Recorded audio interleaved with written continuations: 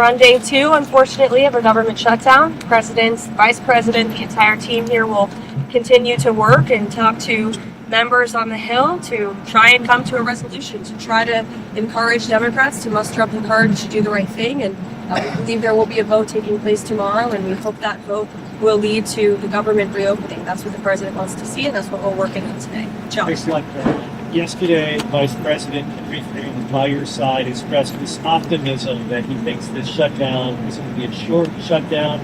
Do you share that optimism? Does the president share that optimism? I do. I think that's our hope, and that's our expectation. We know, Democrats know, they are doing the wrong thing by shutting the government down. You can see it when they're answering questions. You can hear it in their voice. There is zero good reason for them to vote to shut the government down right now. They are doing it for political reasons. They are doing it because they want to give taxpayer-funded healthcare benefits to illegal aliens, which is something the American people resoundingly rejected ahead of the election last year. That's why they reelected President Trump in a large part. And so Democrats know what the right thing to do is, and it's to reopen. Karoline.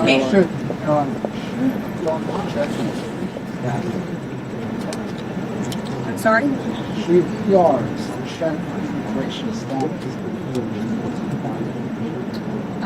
That's probably not a question for me to answer. I think that's a question for healthcare professionals and legal experts to answer. Get her. Get her. Her hand is in the way.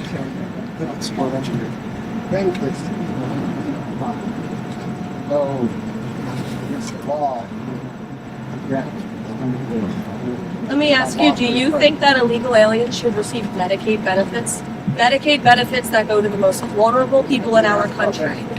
That Medicaid benefits that were designed to help low-income families and Americans in our country. And what the Biden administration did is they allowed tens of millions of illegal aliens from all over the world to come into our country, yes, and they paroled them into the system. And you cover immigration, you know well, it was a complete abuse of our immigration system, and they slapped a Band-Aid on these illegals. They called it temporary protective status, and then they allowed those illegals from all over the world to get free benefits. And you know who would like free benefits? Hardworking Americans who work their butts off every day, who are living paycheck to paycheck because of the Biden-induced inflation crisis. And there were higher wait times at hospitals under the Biden administration. We saw these illegals committing crimes all over our country, and they're getting things for free. That is fundamentally unfair, and this administration is not going to support.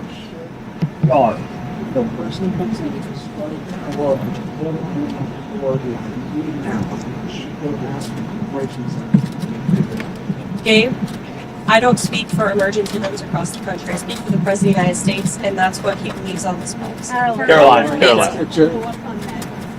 There is this one vision of a Democratic proposal in the White House. What's the stuff? Step to your left if you can. Over other provisions where there may be some problem. We haven't wanted to negotiate. We just want to keep the government open. That's been the Republican and the Trump White House position since the very beginning. We wanted to pass a clean continuing resolution, we still do, to keep the government open, and then we can negotiate on all of these policy matters. It's the Democrats who injected partisan politics into keeping the government and the business of the American people open. Is when they're in the minority too, when they see an opportunity to gain some leverage and have a negotiation. Why is one paper not? Democrats have voted for the clean continuing resolution that Republicans introduced 13 times in the past. 13 times. They voted for it as recently as March. And now all of a sudden they are shutting the government down, and they are holding our country hostage over a partisan political matter that the vast majority of the country disagrees with. And they know it's so unpopular that they're now running away from it. I saw some senators on television this morning saying, we don't want to give health care benefits to illegal aliens. Yes, you do. Roll the tape. You can see time and time again, Democrats have supported that. They've voted for it, and they did it under Joe Biden. And we stopped it. The president stopped it with the passage of the One Big Beautiful Bill. And now they want to undo the president's very popular policy to ensure that taxpayer-funded health care benefits only go to tax-paying, law-abiding American citizens. Karoline, Thank you.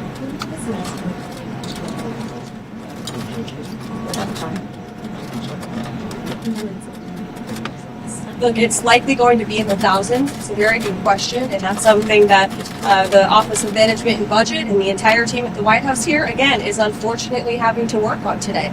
These discussions and these conversations, these meetings would not be happening if the Democrats had voted to keep the government open. Is the White Caroline, House Steve, go.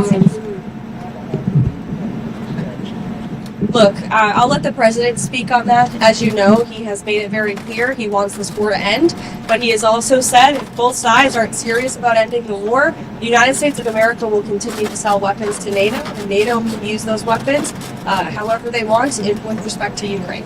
Caroline, the president said today to talk about which Democrat agencies recommend more cuts. What agencies are on the table for that conversation? Those conversations are taking place today. I won't prejudge them. I won't get ahead of them. Even anything that's potentially considered right now. These are Democrat agencies. What is it referring to? Look, we're going to look at agencies that don't align with the administration's values that we feel are a waste of the taxpayer dollar. And look, unfortunately, these conversations are happening because we don't have any money coming into the federal government right now. And so the president wants to be a good steward of the American taxpayer dollar during a time when our balance sheet is looking very grim because the Democrats chose to shut the government down. Caroline, at the compact higher education, financial boundaries versus what you can achieve. It's clarifies this is operating a vertical absence, or these universities don't sign it. Funds will be. I think that's a determination for our policy team to make. But this letter went out to multiple universities, as you know, and it's really a sign of encouragement for them to work alongside the administration to do what's right for their students in terms of ensuring free speech, in terms of preventing some of the anti-Semitic and illegal behavior that we saw ravaging our college campuses last year. Caroline. Steve, I heard you had another foreign policy question. Yes, so the president made it very clear he wants to hear back from him very soon.